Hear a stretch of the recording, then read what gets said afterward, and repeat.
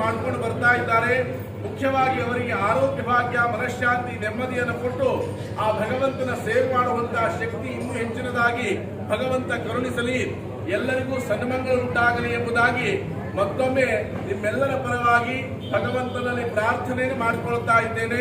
ಎಲ್ಲರಿಗೂ ಕೂಡ ಸನ್ಮಂಗಳ ಉಂಟಾಗಲಿ. ಲೋಕಾಹ ಸಮಸ್ತಾಹ ಸುಖಿನೋ ಭವಂತು. ನಾರಾಯಣ ನಾರಾಯಣ ನಾರಾಯಣ.